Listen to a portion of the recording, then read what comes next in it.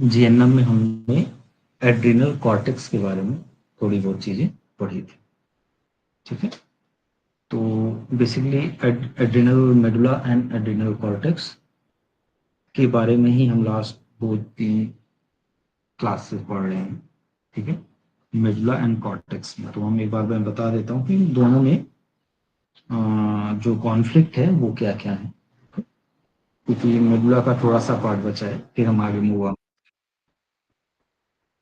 जैसे कि जो एड्रिनल मेडुला से रिलेटेड पैथोलॉजीज होती हैं, वहां पे आपको HPA एक्सिस मिलेगा, यानी hypothalamus, pituitary and adrenal,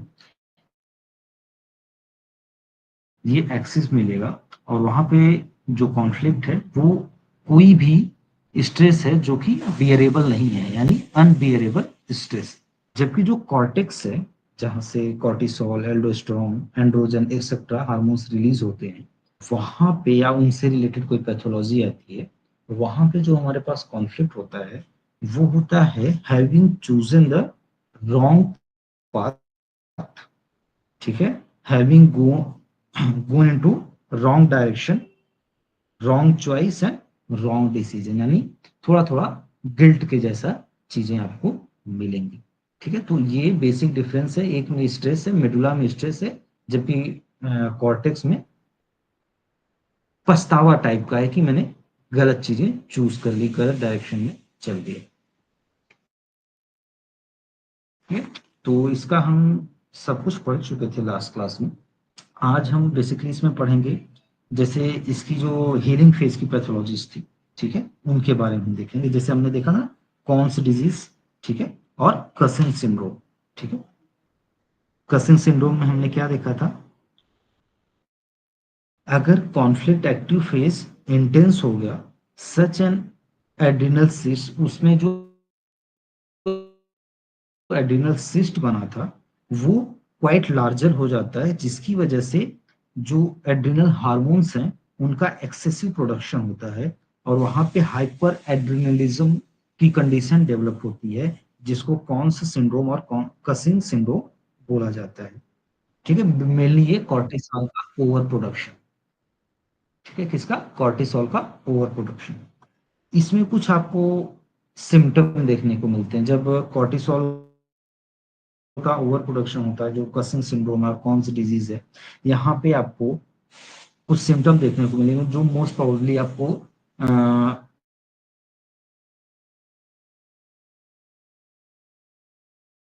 to excessive swelling, ठीक है, जिसको बोला जाता है मून फेस। क्या बोला जाता है, मून फेस, ठीक है, राउंड शेप फेस, मून से। Weight gain particularly on the trunk, neck and upper back, ठीक। कहाँ कहाँ पे हमको, यहाँ पे जो वेट गेन होगा, जो फैट डिपॉजिट होगा, जहां से बॉडी फूलेगी, वो एरिया होती है हमारे ट्रंक की area, neck and upper back, ठीक है। यहां से आपको एक होता है वेट गेन जो सिमेट्रिकल होता है, वो हर जगह से आपका वेट गेन करेगा, लेकिन इन कंडीशन में जो वेट गेन होता है, ज्यादातर जो पैथोलॉजिकल वेट गेन होते हैं ये अनसिमेट्रिकल होते हैं, कहीं कम कहीं ज्यादा, ठीक है। The symptom of Cushing's syndrome are the,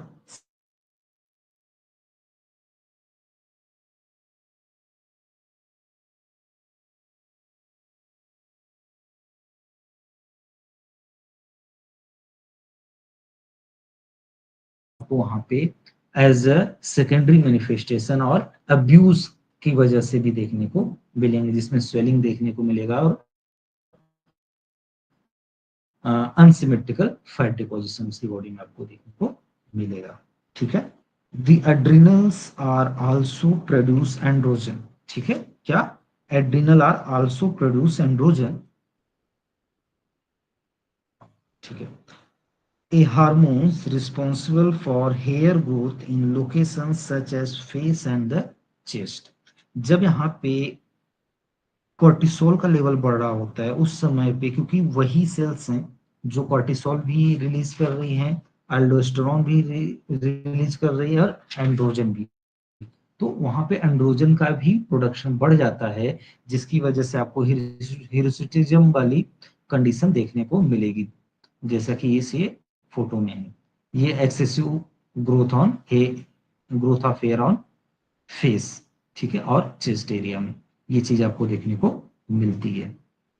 ये भी अगर फीमेल में आपको ये कंडीशन मिल रही है, तो आपको पीसीओडी के साथ साथ आपको यहाँ पे भी दिमाग लगाना है, कहीं इसको कसिंग सिंड्रोम तो नहीं है, ठीक है, फेस में पफिनेस तो नहीं है, स्वेलिंग तो नहीं है, ठीक है, और वेट गेन अनसिमेट्रिकल, ये आपको इसमें भी पीसीओडी में भी पीसीओएस में भी कॉमन चीजें मिलेंगी।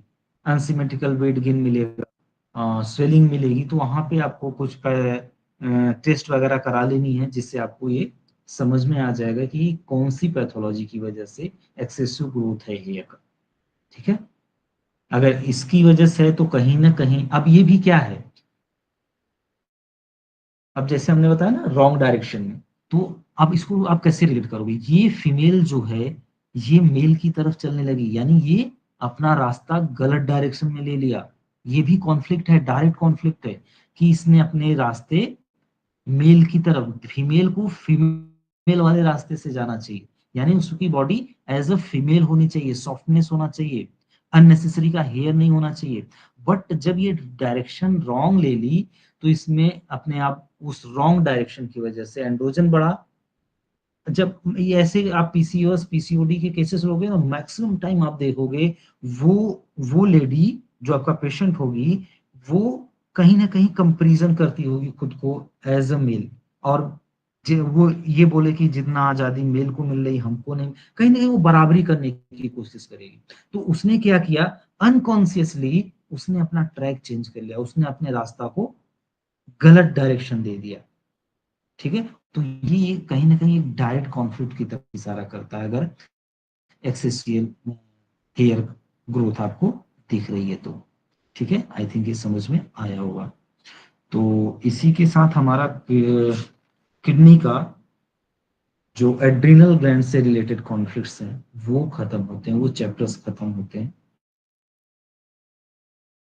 ठीक है।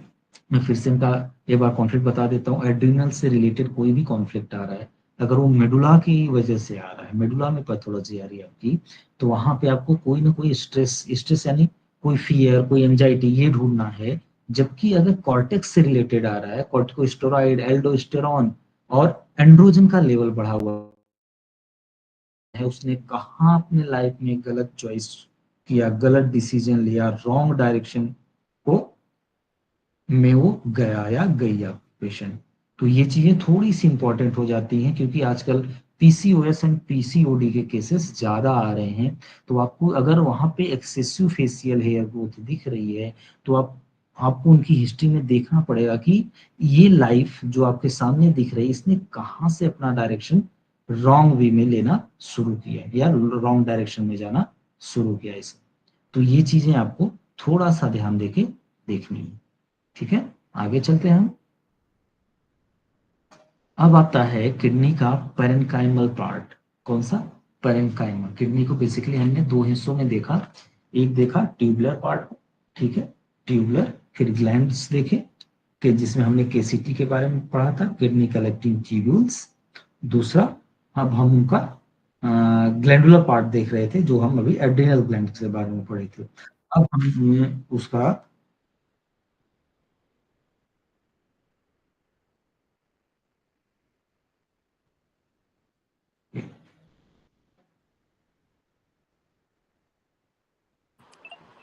अब आवाज हम नहीं आ इसका, हाँ हाँ आवाज नहीं आ रही थी, अब हम इसका पेरेन्काइमल पार्ट्स देखें, ठीक है। अब ये क्या होता है, तो ये है हमारे किडनी में, आपको किडनी का स्ट्रक्चर तो याद है आपको, आपके न्यूरॉन्स का, एक सिंगल न्यूरॉन्स का स्ट्रक्चर तो लगभग लगभग सभी को पता होगा। तो जो बॉमन्स कैप्सूल से लेके, ठीक है, बॉमन्स कैप्सूल से लेके किडनी कलेक्टिंग ट्यूब्यूल तक का जो भी हिस्सा है, वो पेरेन्काइमल पार्ट्स में आता है। किसमें? पेरेन्काइमल पार्ट्स में आता है। दिखा पाऊँ तो ज्यादा बेटर है।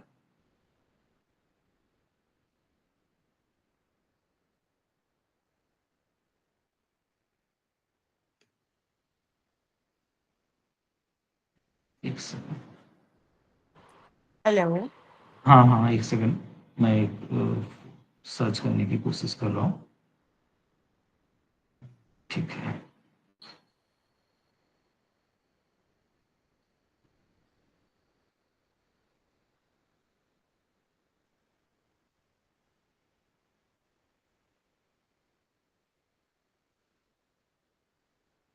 एक सेकंड।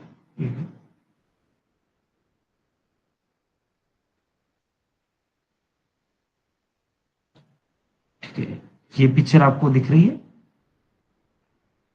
हेलो, कोई बताए? ठीक। हाँ देख रही है। तो ये बॉमंस कैप्सूल से लेके, इस वाली एरिया से लेके यहाँ तक, ये कलेक्टिंग ट्यूबुल्स के पहले जो ये loop of Henle, ascending descending parts इसका, और ये ग्लोमुलस फिल्ट्रेशन का जो अपरेटस है, ग्लोमुलस अपरेटस है, ये सारी चीजें आपकी पेरेन्काइमल पार्ट्स में आएंगी। जबकि जो कलेक्टिंग डक्ट, ये वाली जो कलेक्टिंग डक्ट है, जो ये सीधी वाली लाइन है, यहाँ से रिलेटेड अगर कोई कॉन्फ्लिक्ट है तो वो आपका आ जाएगा कलेक्टिंग केसीटी में, किडनी कलेक्टिंग ट्यूबुल्स के वाले पार्ट्स में, जहां पे हमने पढ़ा था अबंडमेंट कॉन्फ्लिक्ट, रिफ्यूजी कॉन्फ्लिक्ट, ठीक है, और fish out of water conflict, और एग्जिस्टेंस कॉन्फ्लिक्ट। ये किडनी कलेक्टिंग ट्यूबुल्स वाले पार्ट्स पे है। बाकी वाले पार्ट्स के लिए आपको वो ये पेरेन्काइमल वाला पार्ट्स है। यहाँ पे जैसे अगर ये जहाँ पे हमने पढ़ते हैं ना पोडोसाइट्स पाए जाते हैं, सबको पता है ना पोडोसाइट्स। तो ये जो यहाँ पे फुट फूड के टाइप की कुछ सेल्स होती हैं जिसमें सिलेट होता है, जहां से फिल्ट्रेट जो होता है, जो ब्लड फिल्ट्रेट निकलता है, वो हमारे इस कैप्सूल में जाता है। तो वहां से लेके, वहां की पैथोलॉजी से लेके कलेक्टिंग ट्यूब्यूल्स के पहले तक की सारी पैथोलॉजी जो आएंगी वो हमें देख कहाँ पे देखना है, वो कलेक्टिंग ट्यूब्यूल्स में देखना है। ठीक है, समझ में आया? ओके, फिर से इसको,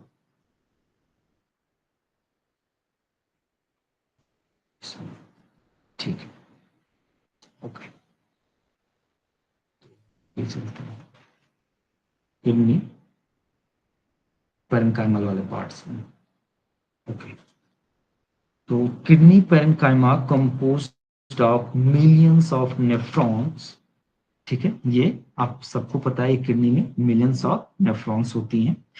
it's main function is to filter blood and to produce urine. इसका काम क्या है? ब्लड को फिल्टर करना और यूरिन बनाना, जो पेरेन्काइमल वाला पार्ट्स है। ठीक है, अब क्या होता है, जो kidney parenchymal, the kidney parenchyma originate from the new mesoderm and therefore control from the, कोई बताएगा? अगर न्यू मेसोडर्मल जर्म लेयर की ओरिजिन है तो इसका कंट्रोल सेंटर क्या होगा? मेडुला। आओ कोई। रिपीट करना क्वेश्चन। नहीं नहीं, और कोई? ये मैं क्वेश्चन पूछ रहा हूँ। अगर किडनी का parenchymal parts new mesodermal germ layer की ओरिजिन है तो न्यू मेसोडर्म के जर्म लेयर का कंट्रोल सेंटर कहाँ पे होता है? Medulla cerebral. आपने बता दिया, कि कोई और बताना चाहेगा?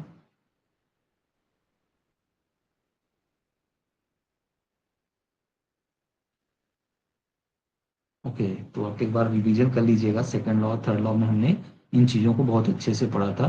तो न्यू मेसोडर्म का जो कंट्रोल सेंटर होता है वो सेरेब्रल मेडुला ही होता है। ठीक है, तो जो पेरेन्काइमल पार्ट्स है, हमने क्या केसीटी में क्या पढ़ा था? केसीटी में पढ़ा था वो इंटेस्टाइनल सेल्स की ओरिजिन थी, वो इंडोडर्मल सेल्स की ओरिजिन थी, इसलिए उसका कंट्रोल सेंटर कहाँ पे था?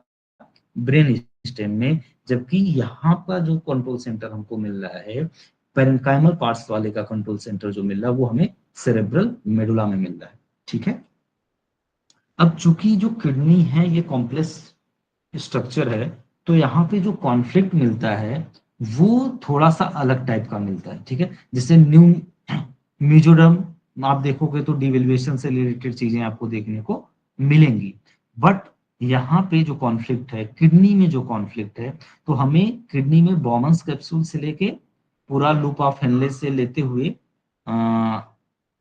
कलेक्टिंग डक्ट के पहले तक क्या पूरा एरिया लेना है। तो यहाँ पे हमें जो कॉन्फ्लिक्ट बनता मिलता है वो कुछ इस तरह का मिलता है। The kidney parenchyma associated with too much water because with the living when because when living organism live on land water itself had become a danger through flooding or drowning।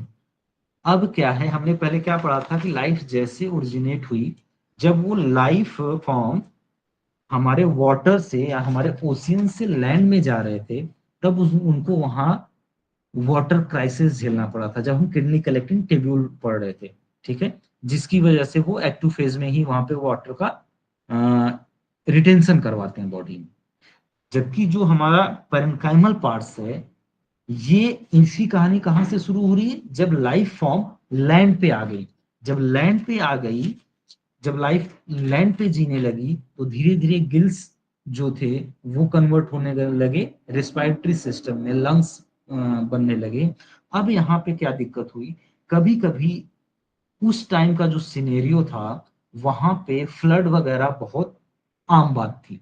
तो जो वाटर अभी तक जब gills थे, जब water में सांस लेने की सुविधा थी लाइफ फॉर्म को, तो जो वाटर उनके लिए नेसेसरी था, अब वही वाटर उनके लिए लाइफ थ्रेटनिंग बन गया, ठीक है। इसकी कहानी बाद में शुरू हुई, क्योंकि अब ऐसे भी समझो वो ब्रेन स्टेम ओरिजिन है, तो वो ज्यादा प्रिमिटिव ओरिजिन था। किडनी कलेक्टिंग टिश्यू ट्यूब्यूल्स हमने पढ़ा भी थे कि ये ओल्डेस्ट किडनी फॉर्म्स है, ठीक है। हमने क्या पढ़ा था, जो केसीटीज थे वो ओल्डेस्ट किडनी फॉर्म है, जबकि जो पैरेन्काइमल पार्ट्स है, क्योंकि ये न्यू मीजोडर्मल ओरिजिन है, ये एडवांस पार्ट है। सो जो लाइफ फॉर्म पहले पानी में ओरिजिनेट हुई, उनके पास पानी में सांस लेने की सुविधाएं उपलब्ध थी, उनके पास गिल्स था, वो डायरेक्ट ऑस्मोसिस कर लेते थे वाटर में रह के। जब वो लैंड पे आ गए, तो लैंड पे आने के बाद धीरे धीरे उनके गिल्स कन्वर्ट होने लगे लंग्स या रेस्पिरेटरी सिस्टम में, ठीक है। अब जो पानी पहले उनको जिंदा रखने के लिए आवश्यक था, अब वही पानी उनको मार भी सकता है। अब वही पानी उनको उनके लिए क्या बन गया, एक थ्रेटनिंग स्टेट बन गई। तो वही चीजें यहाँ बताई जा रही हैं कि kidney parenchyma associated with too much water, ठीक है,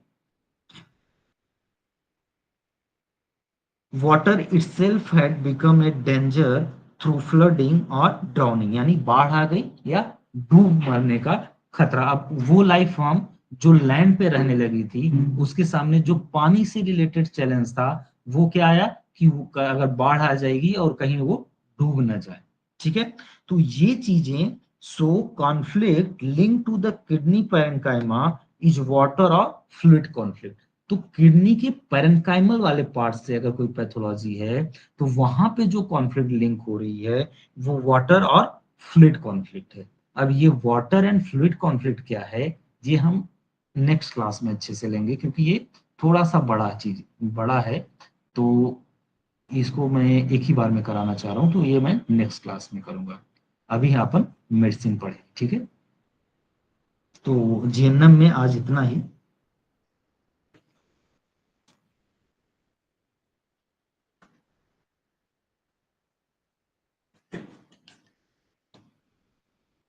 यहाँ पे आपके दिमाग में क्वेश्चन आ रहा होगा कि हमको कैसे पता चलेगा कि हमारा जो पेशेंट आया है वो कलेक्टिंग पार्ट से लेके पैथोलॉजी आया है या हमारे पैरेन्काइमल वाले पार्ट से आ रहा है। ये चीजें, इनका आंसर आगे आपको मिल जाएगा, ठीक है। इसके लिए आप परेशान ना होइए, ये आगे हैं ये चीजें कि इसको भी और अच्छे से एक्सप्लेन होने वाली चीजें ये सब। तो मेडिसिन में हम नेटरम्यूर पढ़ रहे थे। नेटरम्यूर की हम जनरल सेंसिटिविटी के बारे में पढ़े थे, ठीक है। लास्ट क्लास में कुछ रूब्रिक्स हमने देखा था, जैसे दो बहुत अच्छे अच्छे रूब्रिक्स देखे थे, जैसे dwells events on past disagreeable, horrible things, sad stories are affect her profoundly. ये रूब्रिक्स बहुत अच्छे रूब्रिक्स माने जाते हैं। इनजस्टिस कैन नॉट सपोर्ट हमने देखा था। कुछ गिल्ट वाले पार्ट, जैसे गिल्ट की बात हो रही थी, गिल्ट के कॉन्फ्लिक्ट की, रिमोर्स, रिपेंटेंस, रिप्रोचेस ओन सेल्फ, ये चीजें हम लास्ट क्लास में देखे थे। रिस्पॉन्सिबिलिटी टू स्ट्रॉन्ग, ये रूब्रिक्स हम लास्ट क्लास में कर चुके थे। आज हमें पढ़ना है लाइट डिजायर। ठीक है, क्या पढ़ना है? मैटरम्यूर का रूब्रिक है अगला, सेंसिटिविटी, जनरल सेंसिटिविटी का रूब्रिक है लाइट डिजायर। अब ये लाइट डिजायर क्या है? एक्चुअली जो लाइट डिजायर है, यानी एक डिजायर है किसकी? लाइट की। बट लाइट की वेरियस मीनिंग होती है, जैसे कि लाइट क्या है? नॉलेज को भी, प्रकाश, प्रकाश नॉलेज से भी आता है। आपको नॉलेज है, वो भी एक टाइप का, अब जैसे लिटरल मीनिंग नहीं है ये, फिगरेटिव सेंस में नॉलेज भी क्या देता है? ज्ञान आपको प्रकाश देता है। ठीक है, तो नॉलेज की डिजायर, अवेयरनेस की डिजायर, गाइडेंस की डिजायर, ये भी लाइट डिजायर है। दूसरा, होप, HOP, होप और ट्रुथ, सच्चाई भी रोशनी है, आशा भी होप है, सॉरी, आशा भी आपका लाइट डिजायर में ही आएगा। ठीक है, और एक लाइट डिजायर होता है कि सुपरफिशियल थिंग्स, और एक लाइट होता है जहां पे हम वेट के एस्पेक्ट में उसकी बात करते हैं कि वो हल्का है। हल्की चीजों को भी हम लाइट चीजें बोलते हैं। तो यहाँ लाइट डिजायर की मीनिंग अलग अलग है।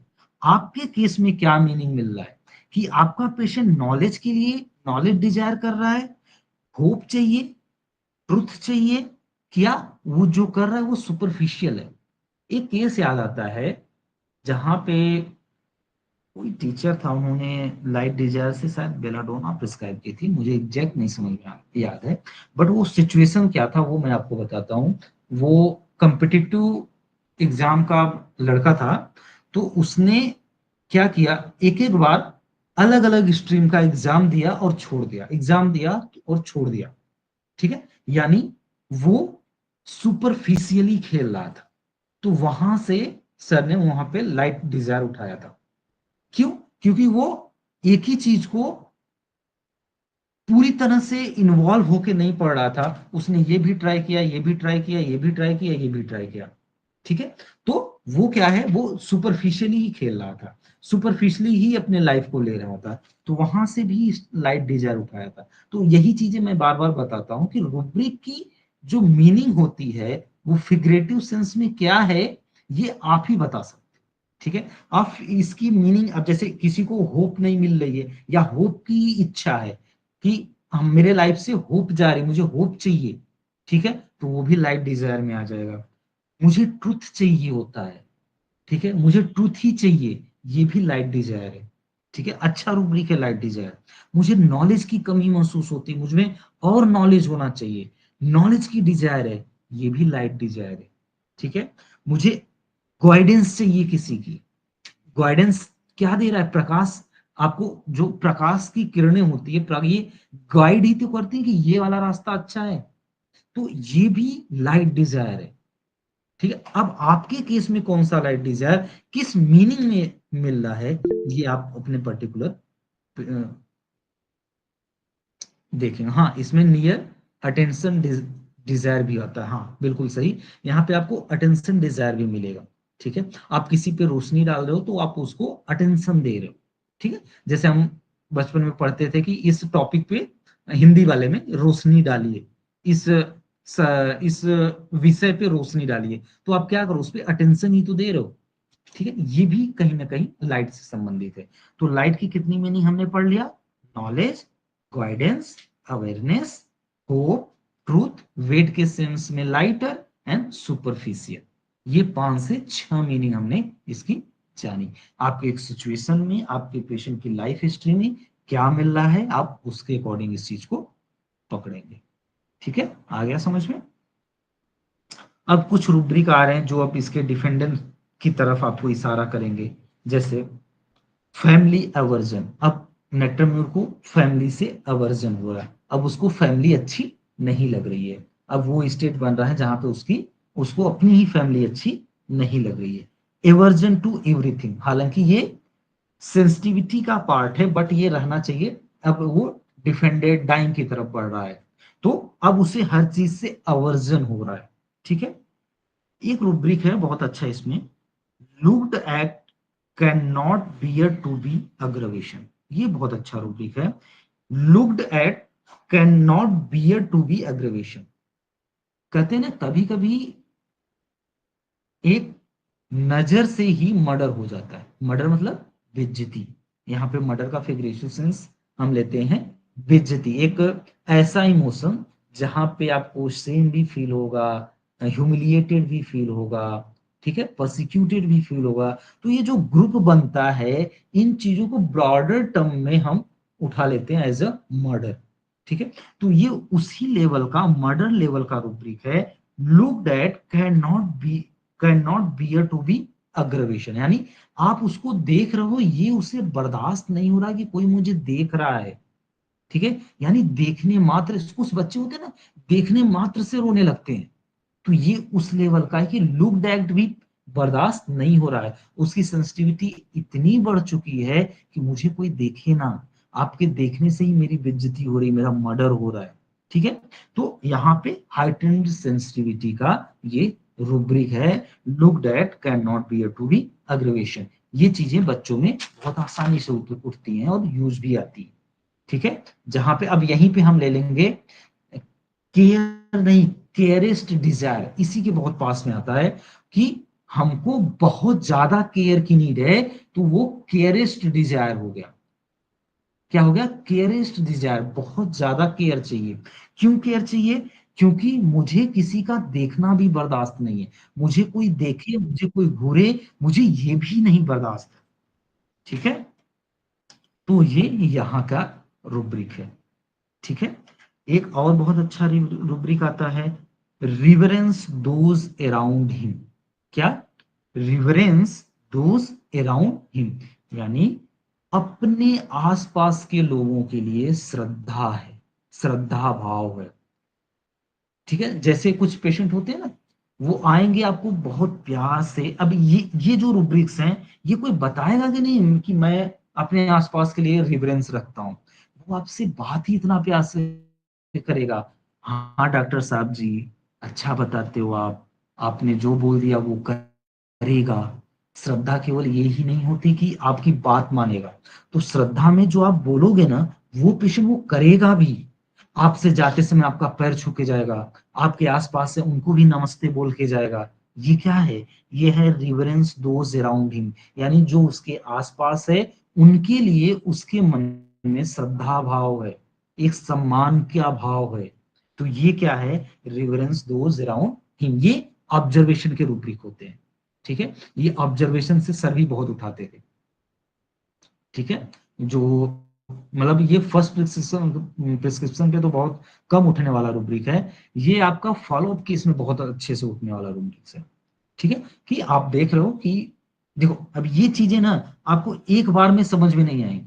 हो सकता है पहली पहली बार पेशेंट आपके पास आया है, वो आपका अटेंशन पाने के लिए कर रहा हो, लेकिन जब फॉलोअप में आपने फ्रिक्वेंट विजिट में सेम करेक्टर देखा, तो आपको आपके दिमाग में एक ट्रिगर करना चाहिए कि कहीं ये तो रिवरेंस तो नहीं है। ठीक है।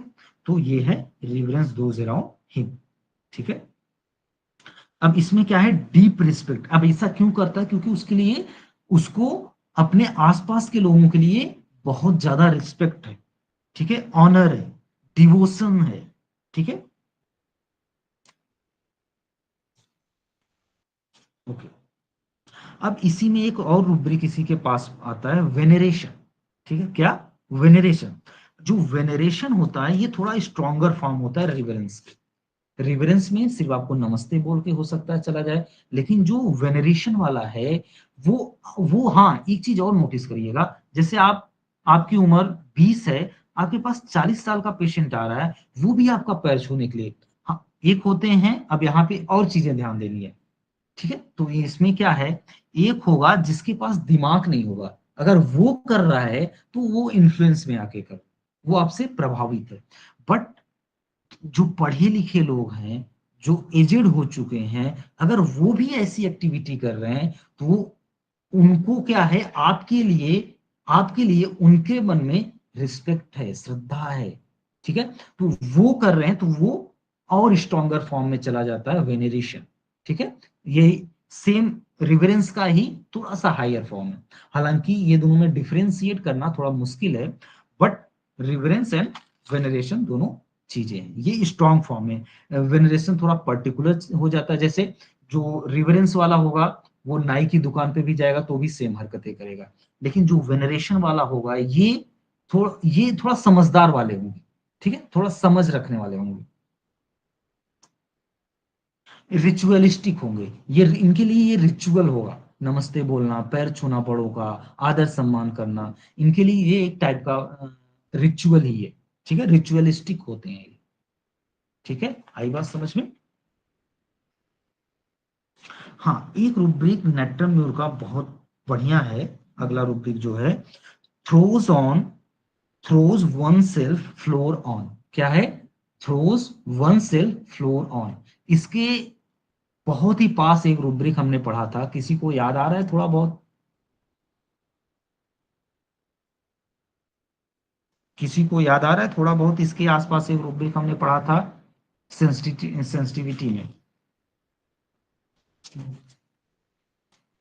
हाँ, डिल्यूजन में पढ़ा था। वो क्या था?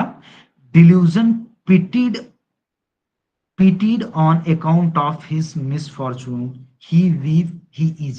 इसमें नट्टम्यूर सिंगल पर दी थी कि अब उसको अपनी अवस्था, अपनी स्टेट पे दया आ रही है। तो ये क्या है? Throws on self floor on. अब वो आपसे बात भी करेगा नट्टम्यूर ना, तो खुद को इतना नीचे गिरा देगा। आवाज नहीं आ रही? और किसी को भी आवाज में प्रॉब्लम आ रही है? हेलो, सही है, सही है। आवाज आ रही है मेरी? आ रही है आवाज भाई। सत्यम, तुम्हारा फिर नेटवर्क इशू आ रहा होगा, तो मैं रिपीट कर देता हूँ। मैं मैं बात कर रहा हूँ एक रूब्रिक नेटरम्यूर की, जिसका है throws one self floor on. Throws one self floor on, ये डिल्यूजन पीटीड, ठीक है, डिल्यूजन पीटीड के पास में ही है। जैसे क्या है ना कि नेटरम्यूर का जो स्टेट बनता है, जब वो वेस्ड से के स्टेट में होती है, तब उसको अपनी ही हालात पे दया आता है, अपनी ही हालात पे, अपनी ही स्टेट पे दया आता है, ठीक है। तो अब जब ये बात भी आपसे करेगा ना, जब वो वाला नेट्रम आएगा जो वृच्ड की स्टेट तक पहुंच गया होगा, तो वो आपसे बात ही ऐसा करेगा कि खुद को इतना नीचा गिरा देगा कि आपको उस पर दया आ जाए।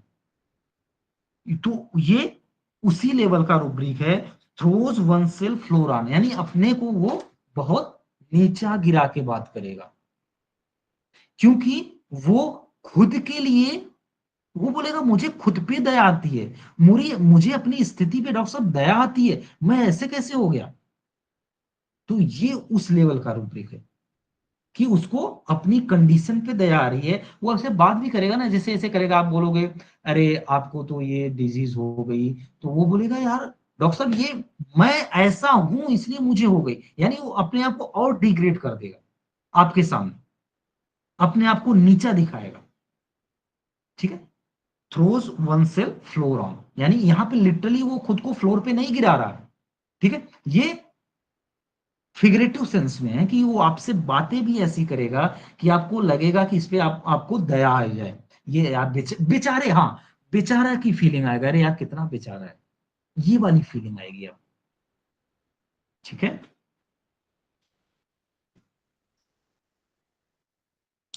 अब हमें नेट्टम्यूर के कुछ, अभी टाइम है तो थोड़ा एक दो फियर्स कर लेते हैं, क्योंकि ये थोड़ा लंबा खिंच जा रही है रेमडी, ठीक है। तो जैसे नेट्टम्यूर के कुछ अच्छे फियर हैं, जैसे फियर क्राउडिंग, भीड़ भाड़ नहीं पसंद होता है इसको, इसको भीड़ भाड़ से डर लगता है। जैसे आप नेट्टम्यूर यहाँ से वेरीफाई कर सकते हो कि आपको भीड़ भाड़ कैसा लगता है, ठीक है। कोई इशू तो नहीं है, कोई नेटवर्क इशू तो नहीं है? कई लोग ज्वाइन हो रहे हैं और छूट रहे हैं, कोई बता, कोई आवाज तो क्लियर आ रही है ना? Satyam, okay, thank you so much. ठीक है, जैसे फियर्स हैं, फियर्स में हमने क्या देखा, फियर क्राउडिंग यानी भीड़ भाड़ से इसको डर लगता है। ठीक है, दूसरा है फियर ट्रिफल्स अबाउट यानी छोटी छोटी चीज से डरने वाला। क्यों?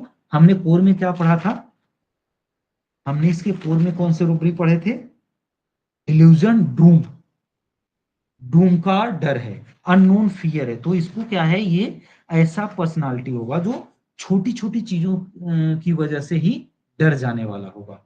ट्रिफल्स होता है तुच्छ चीजें, जहां पे कोई और नहीं डरेगा वहां भी ये नेट्रम्यूर डर जाता है।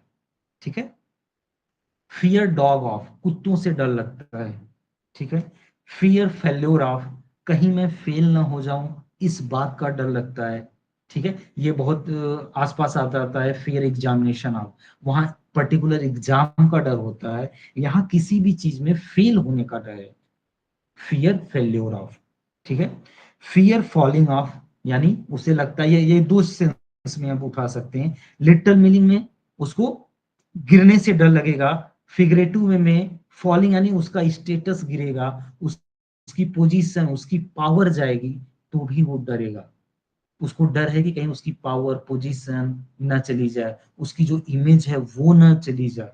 तो फियर फॉलिंग ऑफ, ये फिगरेटिव सेंस में आप कैसे ले सकते हो ये चीजें। ठीक है, फिर से फियर रिपीट कर देता हूं, fear crowding, fear trifles about, fear dog of, fear failure of, fear falling of. ठीक है, fear humiliated of being, fear humiliated of being. हमने पीछे क्या पढ़ा था, हमने पढ़ा था कि जो नेट्रम्यूर की सेंसिटिविटी में हमने क्या पढ़ा था, ये रेडिक्यूल, रेडिक्यूल के लिए सेंसिटिव है। ठीक है, ये किसके लिए सेंसिटिव है, ये रेडिक्यूल के लिए सेंसिटिव है। और एक और रूब्रिक बहुत अच्छा हमने देखा था इसमें, एक रूब्रिक था, एक सेकेंड, हाँ, डिल्यूजन लुडिक्रस, हास्यास्पद, जिसमें हंसी आ जाए, जो भद्दा दिखे। ठीक है, जो जो मतलब आपको एक जो चीजें आपको हंसा दे, अरे ऐसा भी होता है, मतलब एक बेइज्जती और हंसी की फीलिंग है। ठीक है, तो ये किसके लिए डर रहा है कि कोई मुझ पे हंसे ना, कोई मुझे ह्यूमिलिएट ना करे। ठीक है, नेट्रम्यूर का सबसे ज्यादा जो डर होता है वो रेडिक्यूल का होता है, कि कोई मैं कुछ ऐसा ना कर दूं या मुझसे कुछ ऐसा ना हो जाए जिससे लोग हंस दें या मेरे पे कोई हंसे ना। ठीक है, तो वही है फियर इसको, कि इसको कोई ह्यूमिलिएट ना करे। ठीक है, fear insanity of losing one's reason, इसको डर है कि इसको डर है कि ये इंसेन ना हो जाए, इसने अपने अपने रीजन यानी अपने रीजनेबल माइंड को ये खो ना दे। ठीक हो, ये फियर होता है। फियर पॉइजन ऑफ, कोई इसको जहर ना दे दे, ये भी इसको फियर है। ये लिटरल सेंस में भी मिलेगा आपको, फिगरेटिव सेंस में मिलेगा। फिगरेटिव सेंस में आप कोई किसी का सोच ही पॉइजन कर सकता है। ठीक है, कोई किसी का कान भर के उसे पॉइजन कर सकता है। तो इसको फियर है कि कोई मुझे या लिटरल टर्म में पॉइजन दे दे या किसी न किसी टर्म में मुझे करप्ट कर दे।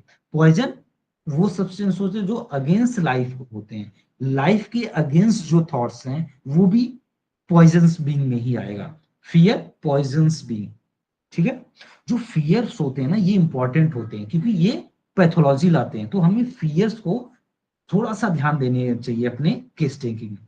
अगर आपको अच्छा फियर मिल रहा है, कंफर्म फियर मिल रहा है, तो उसको ना छोड़िए अपने केस में। फियर जैसे हमने डॉग पढ़ा, फियर स्पाइडर ऑफ, इसको स्पाइडर से भी डर लगता है। ये छोटी छोटी चीजें हैं लेकिन आपके मेडिसिन को कंफर्म करती हैं। जैसे मिडोराइनम, मिडोराइनम को डिजायर होती है पानी पूरी की, मिडोराइनम किसको क्या डिजायर होती है, पानी पूरी की। क्रंची एंड सावरी चीज डिजायर है, तो क्रंची और सावरी कहाँ मिलेगा आपको, पानी पूरी में मिलेगा। तो मीडो को पानी पूरी बहुत पसंद होता है, वहां से आप मीडो को हालांकि यहां से आप एंट्री नहीं लेना है, ये कंफर्म करना है कि ये यही रेमेडी हो सकती है। तो उसी तरह यहाँ पे आप कंफर्म कर सकते हो डॉग से, स्पाइडर से क्या आपको डर लगता है, ये डायरेक्ट क्वेश्चन भी हो सकती है आपकी लास्ट में। केस टेकिंग हो गया, आपने एनालिसिस ले लिया, अब आपको अपनी मेडिसिन को कंफर्म करना है। जब आपकी पूरी एनालिसिस बन गई, आपके पास 3 या 4 रेमेडी आ गई, जब वहां पे आप डिफरेंशिएट भी कर लिए, तब भी आपको लग रहा है क्या वाकई ये सही है, तब की ये क्वेश्चन है, ये आपको कॉन्फिडेंस देंगे, ये क्वेश्चन आपको कॉन्फिडेंस, जैसे आपका एनालिसिस में नेक्टर म्यूर आ गई, तो आपने पूछा उससे आपको डॉग से डर लगता है, आपको स्पाइडर से डर लगता है, अगर उसने हाँ बोल दिया तो 110% आपका जो प्रिस्क्रिप्शन जाने वाला है वो बिल्कुल सही जाने वाला है। तो ये वहां के थंडर स्टॉर्म से डर लगना, ये उस लेवल के रूब्रिक हैं जब वो आपको कॉन्फिडेंस देंगे अपनी प्रिस्क्रिप्शन पे। तो एक बार मैं फिर से फटाफट फियर रिपीट कर रहा हूं, जो इंपॉर्टेंट फियर है मैंने वही रखे हैं, ऐसे आप रिपोर्टे देखोगे बहुत सारे फियर मिल जाएंगे। फियर क्राउडिंग, ये मिलते हैं, fear trifles of about, fear dog of, fear failure of, fear falling of, fear humiliated of being, fear insanity of losing one's reason, fear poison being, fear spider off, and fear thunderstorm, thunderstorm का डर। अब कुछ fear जो हैं जो direct उसको इस नेटरम्यूर को सेंसिटाइज कर देते हैं, जैसे टाइम है अभी 2 मिनट मैं और लूंगा, ठीक है, तो एक दो फियर के रूब्रिक हम और कर लेते हैं, जैसे फियर रॉबर्स ऑफ, ये कौन किसकी रेमेडी है, डिल्यूजन थीव्स रॉबर की रेमेडी है, ठीक है। वो डिल्यूजन थीव्स रॉबर क्या है, उसको उसके साथ थीव्स धोखा हो चुका है, लेकिन ये फियर रॉबर्स चोरी ना हो जाए, धोखा ना हो जाए, इस बात के लिए डरता है, और जो डरता है उसका कॉन्सियसनेस उसी चीज को क्रिएट करता है, ठीक है। आप इसको वाइसी वर्सा आप समझ सकते हो कि जैसे सर बोलते हैं जंगल में पेड़ गिरा किसने देखा, तो यहां पे आपको दो चीजों की रिक्वायरमेंट होती है, एक सब्जेक्ट, दूसरा ऑब्जर्वर।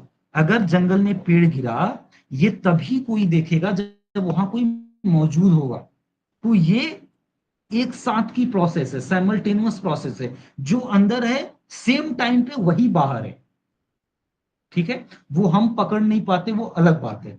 तो किसी ने पेड़ को गिरते हुए देखा, जब वो वहां होगा तभी देखेगा, अदरवाइज जंगल में कितने पेड़ गिरते हैं कौन जाने। तो ऑब्जर्वर चाहिए हमें, हमें एक सब्जेक्ट चाहिए, और उस सब्जेक्ट को, एक ऑब्जेक्ट या सब्जेक्ट को ऑब्जर्व करने के लिए एक ऑब्जर्वर चाहिए। तो अब यहाँ पे फियर है कि चोरी ना हो जाए, डिल्यूजन थीव्स रॉबर में पड़ी है कि वहां पे उसके साथ धोखा या चोरी हो गई है, ठीक है, यहाँ पे हो न जाए, हो न जाए, इस बार वहां पे हो गया है, ओके। फियर रिजेक्शन ऑफ, यहां से आप डायरेक्ट एंट्री ले सकते हो नेटरम्यूर में, फियर रिजेक्शन ऑफ, इसको किसका फियर है, रिजेक्ट होने का, इसको रिजेक्शन का फियर है, किसका फियर है, रिजेक्शन का फियर है, फियर रिजेक्शन ऑफ, ठीक है। क्या, अब इसको कई तरीके से आप ले सकते हो, कहीं ये रिजेक्ट ना हो जाए, कहीं ये वाइवा में जा रहा है वाइवा देने या एग्जाम देने, उनको रिजेक्ट ना कर दे, वहां से इसको पैथोलॉजी आ गई, डॉक्टर साहब हमको किसी से बात करने में डर लगता है कि कोई मुझे रिजेक्ट ना कर दे, ठीक है।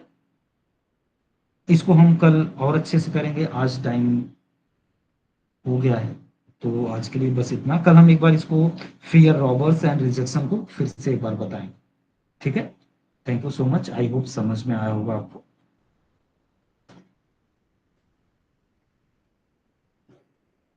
Thank you so much.